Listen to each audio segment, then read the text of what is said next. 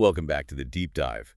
Today we're doing something a little different. We're embarking on this truly unique and, well, lyrical exploration right into the heart of AI development. Yeah, lyrical is the right word for it. Exactly. We're taking a deep dive, not just into, abstract technical stuff, but into the Algorithmic Echoes. It's this remarkable album that somehow captured the essence, the real grind, and honestly, the surprising poetry of creating intelligent systems. It really has. It's not just music, is it? It's more like a commentary. Right, a profound commentary on the fundamental concepts. And, let's be honest, the often super frustrating daily struggles that AI researchers and builders deal with. Day in, day out. So, our mission for you today is really to cut through the usual jargon and give you a shortcut, a way to understand some of the most intricate challenges in AI. We want to turn these abstract technical hurdles into stories you can relate to, insights that stick. Make it tangible. Yeah. We'll unpack 6 tracks from the album. Each one offers this unfiltered window into the AI developer's world. We're talking everything from the raw data that feeds these systems It's crucial. to the complex logic and, importantly, the resilient tools they use to sort of underpin their creations. So let's peel back the layers. Let's really explore these algorithmic echoes. Sounds great. And what's truly fascinating here, I think, is just how deeply and authentically these tracks resonate with the actual lived experiences in AI. It's incredibly rare to find something like this. It really is. A poetic reflection, but one that's also technically grounded in what actually happens, in the trenches of AI development. Yeah. So this album, it gives us this unique lens to understand not just what the challenges are, like on paper, Right. but why they matter so much, why they're so profound for the entire life cycle of an AI model. From the very beginning, the idea, the data gathering, All the way through. all the way through to deployment, and then keeping it running, maintaining it in the real world. Yeah. So it's like a narrative. Exactly. Think of these songs as a narrative, a journey. Each one highlights a critical piece data, optimization, those tricky pipeline challenges, the tools developers rely on to, well, tame the complexity. Okay. We're basically going to try and connect these dots for you, show the bigger picture, how all these individual pieces fit together in this grand, ambitious quest to build AI that actually works, that has an impact. All right, so let's kick off our deep dive into the algorithmic echoes with, well, probably the most fundamental truth in AI. Everything, absolutely everything, starts and ends with data. Can't argue with that. It's the fuel. It's the oxygen these systems breathe, right? Mm. And our first 2 tracks, they perfectly capture this dual nature. Data's immense importance on one hand, and its inherent, often maddening complexities on the other. So first up, we've got Data Hungry.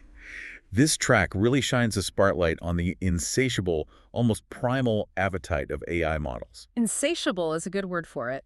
Yeah, the lyrics, they paint this vivid picture, almost biological. Neurons spark. They twist and they turn, always reaching for what they can learn. Oh, the bytes, they stack and they churn. It sounds like the model itself is alive, doesn't it? Yeah. Like it's constantly seeking food. It does have that feel. But is it truly an endless hunger? I mean, Yeah. is there a point where a model can have too much data, or maybe the wrong kind of data? That's a really excellent question, and Data Hungry nails this foundational truth. At its core, AI, especially deep learning, it's basically a sophisticated pattern recognition machine. Okay. It doesn't think like we do. It learns these intricate statistical relationships from vast, and I mean vast amounts of data. Right. That line, insatiable thirst in the end, endless night, it speaks not just to the initial training, getting it started. It speaks to the continuous need for more and more data to keep performing well, to generalize better to new situations you haven't seen before, and, this is critical, to stay relevant as the world itself changes. So it's not a one-off thing. Not at all. This data hunger isn't a single meal. It's like a lifestyle for the model. Think about something called beta drift. Okay, data drift. Yeah, real-world data is constantly evolving, right? User preferences change, new products come out, new topics trend. Even sensor data, like from a machine, might subtly change because of weather or wear and tear. Right, things aren't static. Exactly. So without a continuous supply of fresh, relevant data, a model trained on old information can become obsolete really quickly. Its performance degrades. So that never-ending quest lyric is literal. Pretty much. It means AI teams are constantly monitoring data quality, building these robust pipelines just for ingesting and validating new data.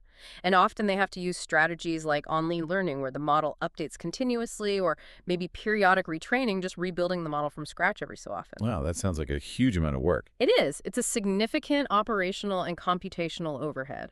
It often gets underestimated when people start an AI project, but it ends up consuming a massive chunk of resources once the model is actually live. So it's not just about getting enough data, it's getting the right data and keeping it right continuously. Precisely. And that brings us to another interesting point the track touches on, this cold start problem. The lyrics mention no past clicks, no likes, no trails to find, just a cold start model lost in time. We've all felt that, haven't we? Oh, wow. You sign up for a new streaming service, and its recommendations are completely off because it doesn't know you yet. How do AI systems deal with that initial blank slate when they're starving for those first bits of data? Right, the cold start problem. It's a classic dilemma. Imagine that new recommendation system, or maybe a brand new chatbot. It literally has no past clicks, no likes, no trails to find. Like the song says. Exactly. It's a hungry soul in a world machine. To get going, to warm up, it needs those initial interactions. Feed it your trails, your heart, your form. Help my cold start model get warm. So how do they feed it? What are the tricks? Well, in practice, engineers use several clever strategies. For recommendations, like your streaming example, they might start with content-based filtering.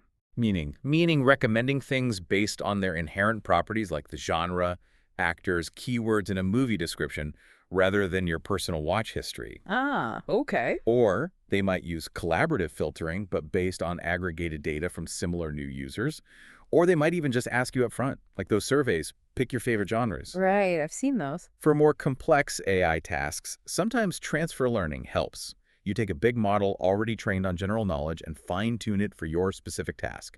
That gives it a head start. So it's not starting completely from scratch. Exactly. And in some really specific cases, you might even use synthetic data generation to create fake initial data, but that comes with its own set of challenges, potential biases, things like that. That's a really powerful point. So for you, the listener, what this means is behind every smart system you interact with, there's this huge ongoing effort.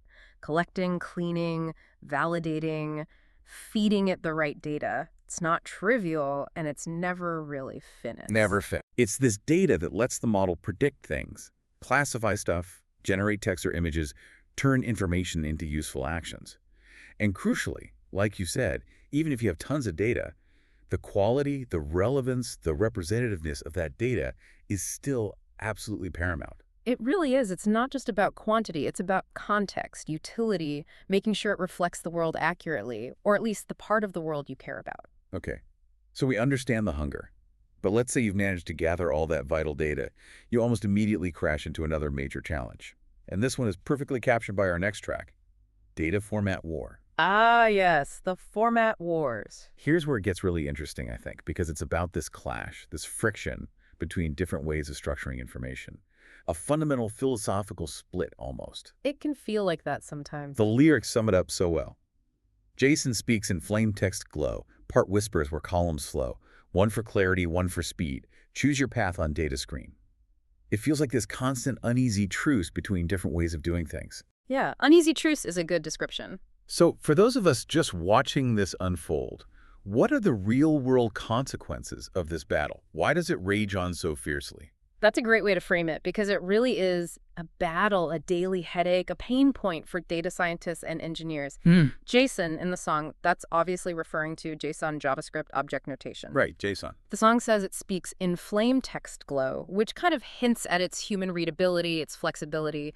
JSON is super popular for data exchange, web APIs, config files, because it is easy to read. It's pretty self-describing, lets you have nested structures. You don't always need a rigid schema up front. So it's user-friendly, in a way. Yeah, exactly. Think of it like a beautifully hand-drawn blueprint. It's clear, it's flexible. Anyone can basically look at it and get the gist. Okay, so that's JSON. What's the other side? Part whispers where columns flow. Right. That's a clear nod to Parquet. Parquet is a columnar storage format. Yeah, instead of storing data row by row like JSON does, it stores it column by column. And the line, parking sprints with column speed, that captures its main advantage. Speed and efficiency, especially for analytics, for queries, particularly in distributed systems like Apache Spark or Hadoop. Why is storing by column faster? Okay, imagine you have this huge data set, maybe 100 columns wide. But for training your AI model, you only actually need, say, 3 of those columns. Right. With a row-oriented format like JSON, the system has to read all 100 columns for every single row just to pull out the 3 you need. It reads everything, then throws away 97% of it. That sounds incredibly wasteful. It is. With Parquet, because it stores data by column, it only reads the data for the specific columns you asked for, just those 3. This massively reduces the amount of data read from disk, the I/O operations, and dramatically speeds up your queries. Oh, okay, that makes sense. Plus, Parquet usually offers much better data compression because you're storing similar data types together in blocks, which compresses more effectively. So, okay, it's this fundamental trade-off then. Human readability and flexibility with JSON versus raw speed and storage efficiency with Parquet. Exactly. But how does this war actually play out day to day? What are the less obvious problems when you choose one, or worse, when you have to deal with both? Well, the core tension, like the lyrics say, is one for clarity, one for speed. JSON is great. Its human friendliness is awesome for things like API communication, data ingestion maybe. But when you scale up, when you're dealing with truly massive data sets for large-scale training or complex data transformations, ETL pipelines, they call them. Extract, transform, load. Right. Then Parquet often becomes the clear winner for performance. So you might need both. Often, yeah. That's where the war really happens. Choosing the right format isn't always simple, and teams very often end up needing both in different parts of their system. Data might arrive as JSON from a web service, then get cleaned up, transformed, and stored as Parquet for the heavy-duty analytics and model training. Which sounds like it adds steps, adds complexity. It absolutely does. You need that translation step, which introduces friction. It makes the pipelines more complex to build and maintain. And it can lead to other headaches, like schema evolution challenges. Schema evolution. Yeah. What happens if the structure of your incoming JSON data changes? How do you update your Parquet files downstream without breaking all the models that depend on them? These kinds of clashes of styles, as the song puts it, they can really slow down entire development cycles. They lead to those sparking lights of errors in the logs, and sometimes, even a memory crash if a system tries to handle inefficient formats or conversions at scale. Wow. So for you, the listener, when an app feels sluggish or some data report takes forever to load, sometimes under the hood, the system is grappling with these format wars. It's trying to balance these different, often conflicting needs for clarity and speed. It's a hidden battle. It really is. It's a constant engineering challenge, moving data efficiently through all the different stages of the AI lifecycle. Okay, so we've gathered our data, we've fought the data format war to wrestle it into some usable state. Now we get to the real heart of it. Right. How AI models actually learn. This is where the magic happens, or the madness. Exactly. The magic and sometimes the absolute mayhem. Our next 2 tracks, Guiding the Slope and Non-Convex Shadows, they explore this intricate, sometimes beautiful, often really challenging process of optimization. The learning process itself. Yeah. And Guiding the Slope, it immediately gives you this vivid mental image of the core learning mechanism. The lyrics are, like you said, almost poetic. Numbers dance in my mind, a wild spree, I chase the answers. They're calling me through the layers deep. A cold I call, finding the slow to guide it home. It sounds almost like a spiritual quest or something. It does have that meditative feel, doesn't it? Like a persistent search. A search for the perfect truth. What's it actually describing technically? Well, what's fascinating here is that this song is basically a direct ode to gradient descent. Gradient descent, okay. It's the fundamental workhorse algorithm behind almost all modern AI training. The slope it talks about. That refers to the gradient of the loss function. Loss function. Yeah, that's a mathematical way to measure how wrong the model is, how much error it's making. The gradient tells you the direction of the steepest increase in error. Okay, so the direction you don't want to go. Exactly. So you take a small step in the exact opposite direction downhill to try and minimize that error. Makes sense. Follow the slope down. Precisely. And the lyrics, old derivatives, show me the way, in this tangled mess, don't let me stray.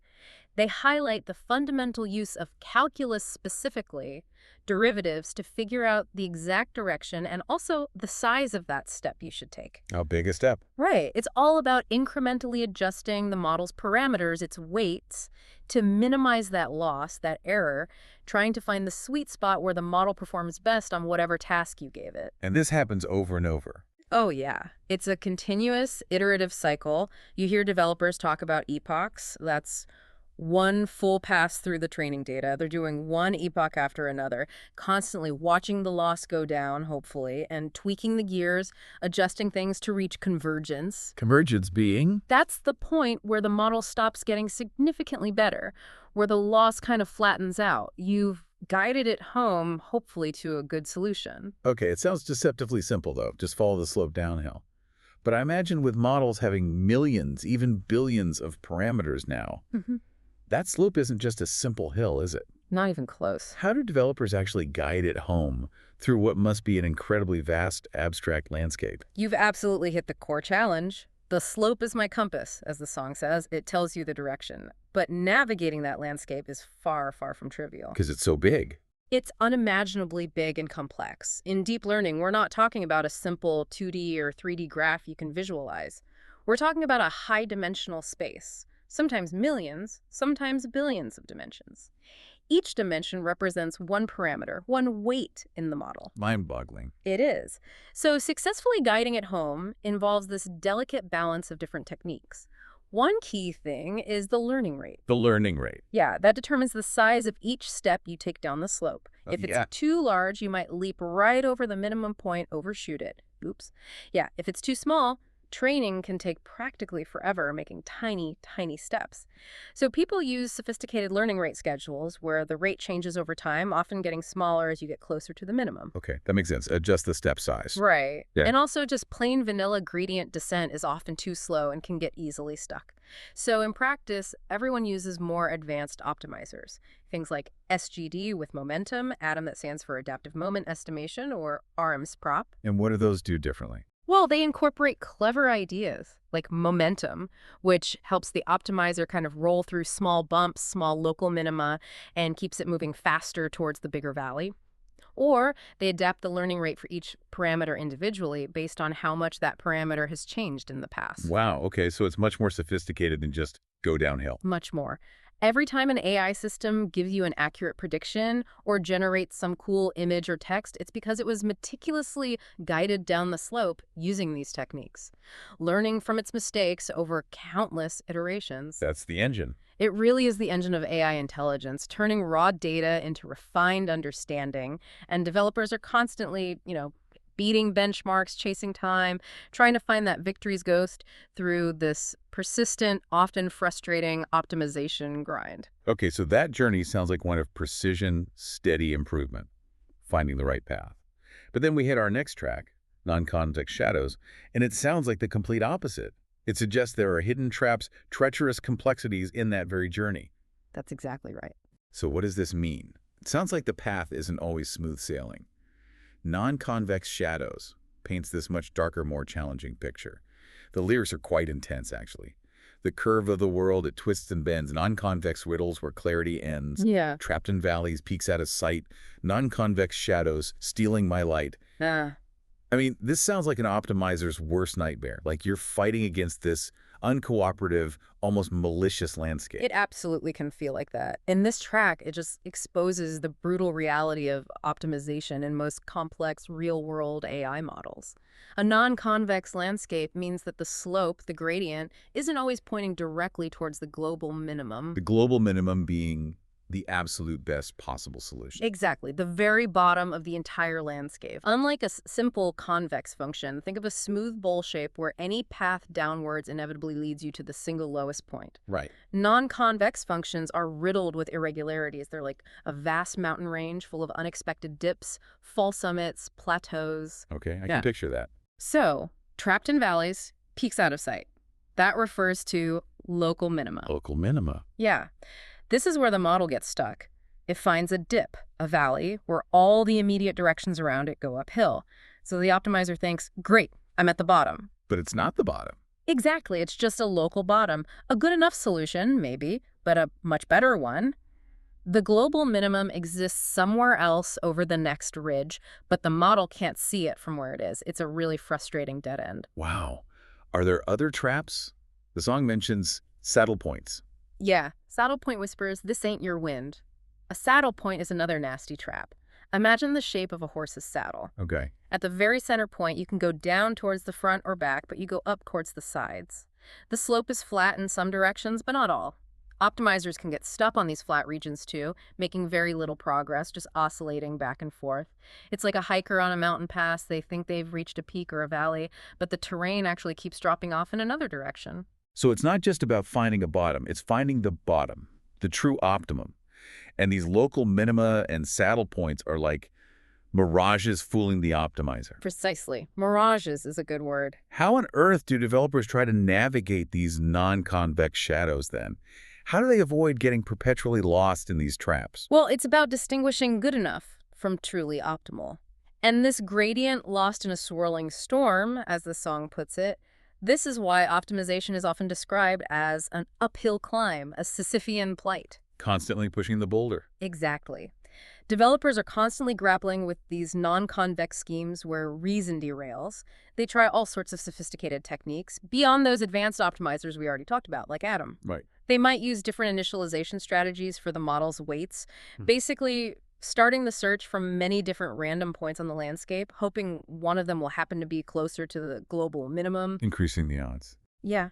Sometimes increasing the batch size, the amount of data used in each update step, can help smooth out the lost landscape a bit, make it less noisy, maybe help roll over smaller local minima.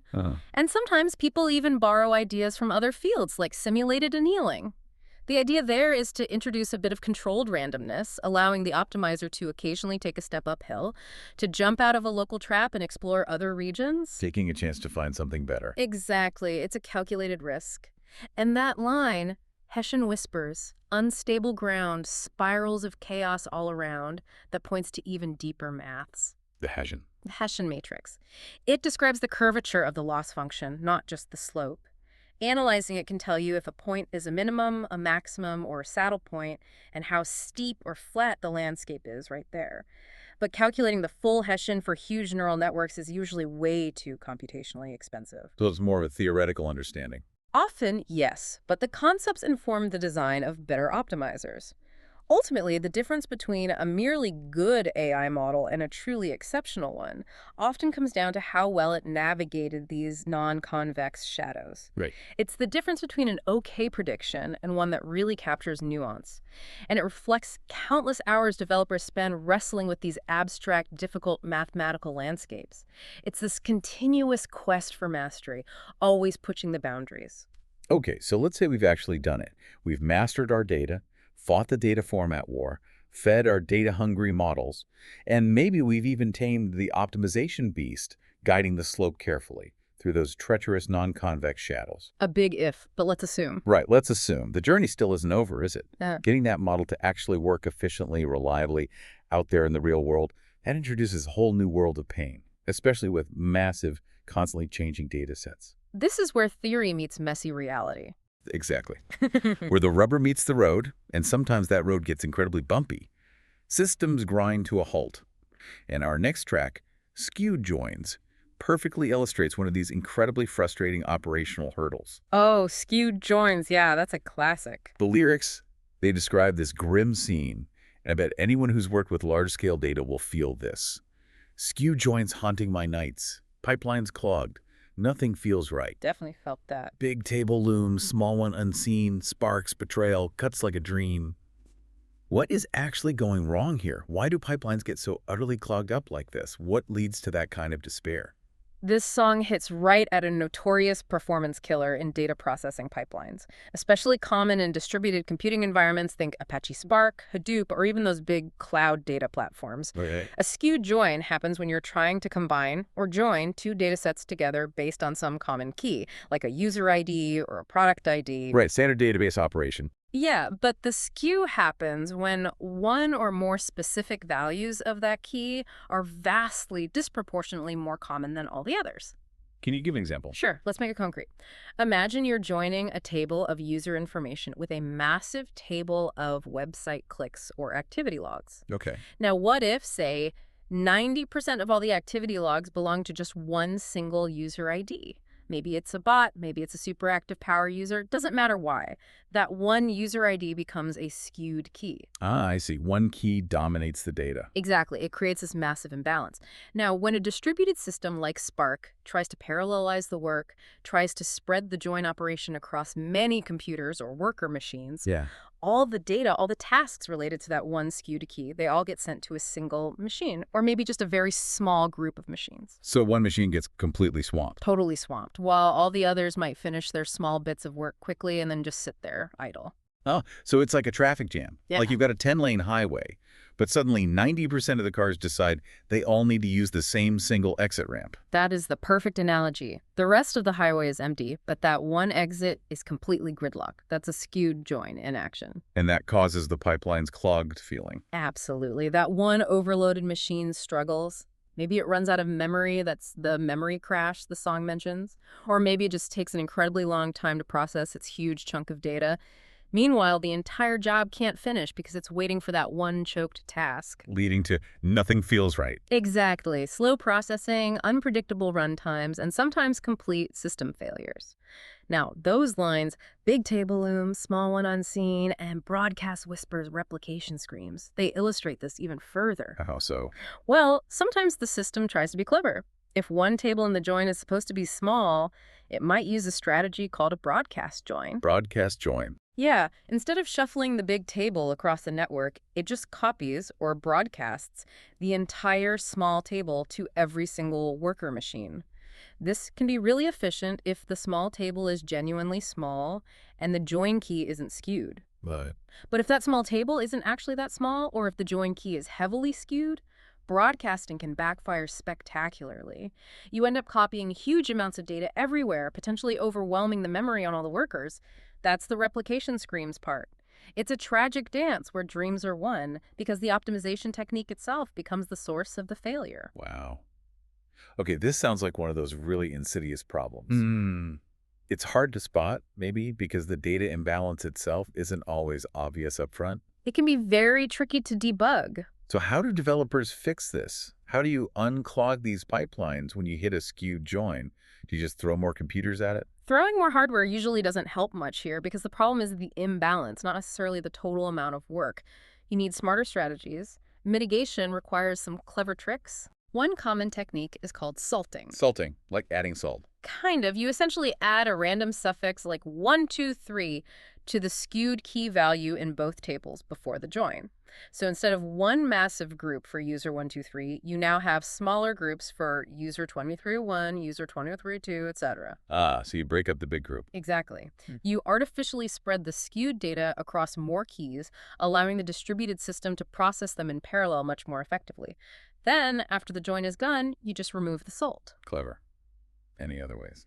Yeah, another approach is sometimes to explicitly repartition the data based on some other key that isn't skewed before you do the join. Or modern systems like Spark often have adaptive query execution features. Adaptive. Meaning the system can sometimes detect skew during runtime and automatically adjust its plan, perhaps by splitting up the skewed tasks dynamically. So the system tries to fix itself. Sometimes, yeah. And for those broadcast joins, it's absolutely crucial to accurately estimate the table sizes before deciding to broadcast and to understand if your join key might be skewed.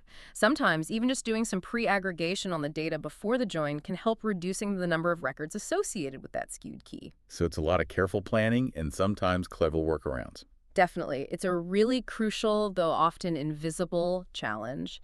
It hugely impacts the efficiency, the cost, the responsiveness of any data-heavy AI application. So when that complex query takes forever, or your data pipeline fails mysteriously, skewed joins are often a prime suspect. Just a subtle imbalance in the data leading to massive operational headaches. It really reinforces that constant battle against the noise and the chaos in data pipelines. Okay, facing all of this, I mean, these relentless technical battles, the insatiable data-hungry models, the frustrating data format war, that intricate dance of guiding the slope through non-convex shadows, the pipelines getting crippled by skewed joins. You have to wonder, how do AI developers, or really any data folks, how do they keep going? It takes resilience, that's for sure. Right. It's not just about the challenges themselves, but also about the tools they use, and maybe even the philosophy they adopt to actually overcome these things. Yeah. And our final track for today, Unix Serenade, it offers this really powerful glimpse into one of the most enduring, elegant, and frankly, flexible tool sets in any developer's arsenal. Ah, the command line. Yeah. This track, it almost feels like a love song to a specific way of working. The lyrics. Type my commands under the moonlight glow. A whisper of code where the data flows. It's got that focused intensity. It really does. Pipes and filters dance, they intertwine, Unix shell whispers the rhythm's mind. It paints this picture of quiet mastery, doesn't it? A developer completely in sync with their tools, finding a sort of peace amidst the chaos. It does, and this raises an important question, right? In a world with increasingly complex systems, flashy graphical interfaces everywhere, how do you actually manage when things feel, well, broken or you're lost in loops, as the song might suggest? Yeah, how do you cope? And Unix Serenade beautifully highlights the timeless power and, yes, the elegance of the Unix philosophy and the command line tools that embody it. These aren't, point-and-click things. They're typically small, highly efficient programs, each one designed to do one thing and do it really, really well. One job, done right. Exactly. And the real magic, the real power, comes from how you can combine them. Okay. The lyrics mention some specific tools, right? Cat the files, cut and sort, grep. Yeah, let's some classics. These form the backbone of that philosophy.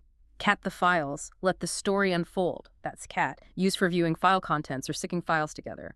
Stream of dreams, a script to behold that points to scripting, automating sequences of commands. Cut and sort, like a puzzle's gleam, using cut to pull out specific columns or pieces of text, and sort to, well, sort things. And grep. It says graptics deep finds a soul within. Yeah, that's got to be grip. It's this incredibly powerful tool for searching through text files, using patterns, regular expressions, absolutely essential for finding specific errors in logs or extracting certain lines, helping developers find hope in the logs, as another lyric might say. It's amazing how these seemingly simple commands can do so much. But how does that dance of pipes and filters actually work? Why is it still so vital when we have all this modern, sophisticated AI tooling? Okay, so the core idea the song celebrates, that dance, is pipes and filters. It refers to chaining these simple commands together using the pipe symbol, that vertical bar. Right, the pipe. What the pipe does is it takes the standard output, the results of the command on its left, and feeds it directly as the standard input to the command on its right. It connects them like a pipeline. Okay, output becomes input. Exactly. And this lets developers build up these incredibly complex data manipulations, transformations, analyses, often just on the fly, with amazing flexibility and speed. Can you give us an example of that in action? Sure. Let's take a real-world scenario. Imagine you've got a massive log file from your AI training job, maybe gigabytes in size, and you want to find all the unique error messages that occurred, sort them alphabetically, and then count how many times each specific error happened. Okay, sounds like a common debugging task. Totally. Now, in some graphical tool, this might involve lots of clicking, maybe exporting data, loading it somewhere else, or writing a fairly involved script in Python or something. Right. With Unix commands, using pipes, it could be a single elegant line, something like cat mylogs.txt grep error sort unique-c. Wow, that's concise. Let's break that down. Okay. Cat mylogs.txt first dumps the whole file content out. Right. The pipe sends that output to grep error, which filters it, keeping only the lines containing the word error. Okay. That filtered output is then piped to sort, which sorts the error lines alphabetically. Makes sense. And that sorted output is piped to unique-myc. Unique normally removes duplicate adjacent lines, but the -c tells it to count the occurrences of each unique line instead. And that gives you the final list of unique errors and their counts. Exactly. In one line, it's about finding that peace in mind amidst the sorting the chaos, the noisy streams of data that developers deal with constantly. That's a fantastic illustration of efficiency. It still seems almost counterintuitive, though, that these, well, older text-based tools remain so central in the super cutting-edge world of AI. Does this Unix philosophy, this way of thinking, extend beyond just these specific commands? Does it influence how developers build the AI systems themselves? Oh, absolutely. This track, it celebrates these foundational tools because they empower developers. They let them directly interrogate, transform, manage the huge volumes of data feeding AI models. They let them debug complex distributed systems when things go wrong. Gives them direct control. Yes, direct control and the ability to iterate rapidly, even when, as the song might say, everything's broken or they're hunting down some elusive mystery in the code. That direct control, that deep understanding of how the data flows, is just indispensable in the boundless quest of AI development. So the philosophy matters as much as the tools. I think so. And that philosophy of small, composable tools doing one thing well, it's not just for classic Unix commands. You see it reflected in a lot of modern MLOps, machine learning operations tooling, and cloud native stuff too. Like what? Well, think about tools like JQ. It's a command line tool specifically for parsing and manipulating JSON data really elegantly. Or kubectl, which is used to manage Kubernetes clusters. Developers use it with pipes and filters all the time to analyze logs, check resource usage, manage deployments, very much in that Unix style. So the spirit lives on in new tools. Exactly. These tools extend that Unix way of thinking into these new complex domains. It reinforces the idea that clarity, composability, giving the developer direct control. That's often the most robust path forward when you're dealing with complexity. It's about empowering the developer to quickly dissect problems, understand what's going on, and actually fix things in these intricate systems. Hashtag tag tag outro. So as we bring our journey through the algorithmic echoes to a close today, wow.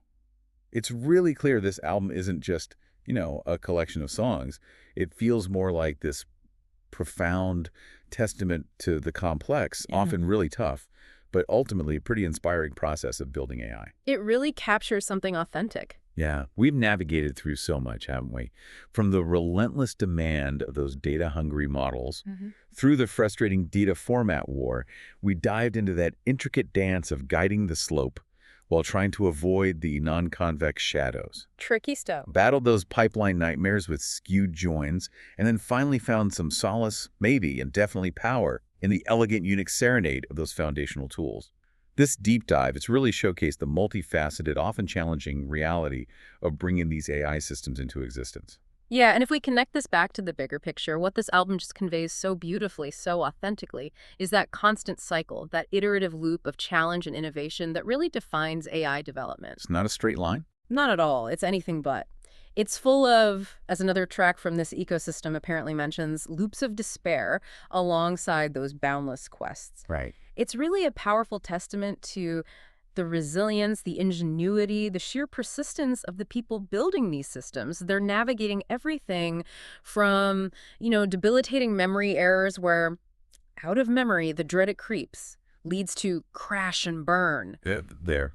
All the way to that constant driving desire for just better predictions for the whole world to see. These algorithmic echoes, they aren't just technical descriptions, are they? No, not at all. They feel like deeply emotional insights into the passion, the frustrations, and that unwavering dedication it takes to turn raw data and complex math into systems that feel intelligent, that have an impact. Yeah. Constantly pushing for that tiny lift in performance, that small improvement that makes all the struggle feel, worth every bit. That's a great way to put it. So as you, our listeners, go about your day and you interact with the AI systems that are, let's face it, increasingly woven into just about everything we do. More and more. Yeah. I really urge you to pause for a second and consider the echoes of these very human challenges we've talked about today. Remember the incredible human ingenuity, the countless long hours, the meticulous, often frustrating problem solving that went into making those systems work, usually completely behind the scenes. Yeah, the hidden effort is immense. So the next time an AI assistant gives you a surprisingly helpful answer, or, a recommendation system just nails it and delights you with something perfect, remember the data format war that was probably waged somewhere in the background. Remember the non-convex shadows that someone had to navigate? And remember the simple yet powerful Unix serenade that likely helped bring it all together. It puts it in perspective. It does. And here's maybe a provocative thought to leave you with today. What if the next truly great breakthrough in AI, what if it isn't some flashy new algorithm or just making models even bigger? Interesting. What then? What if it's actually a more elegant, maybe a more integrated way to resolve one of these fundamental algorithmic echoes we've discussed? What if true innovation comes from finally mastering these subtle, often overlooked but deeply persistent challenges within the current systems? Like smoothing out the rough edges. Exactly. Making the data less hungry or the formats less warring, making those optimization slopes easier to guide, or the pipelines inherently more resilient to things like skew. What if the path to truly transformative AI lies not just in grand gestures, but in perfecting the symphony of these foundational elements, turning these technical struggles into a smoother, more harmonious process of creation? That's a fascinating thought. Focusing on the fundamentals, the plumbing. Yeah, something to think about. Thank you all for taking this deep dive with us today. Until next time, keep exploring, keep questioning, and keep learning.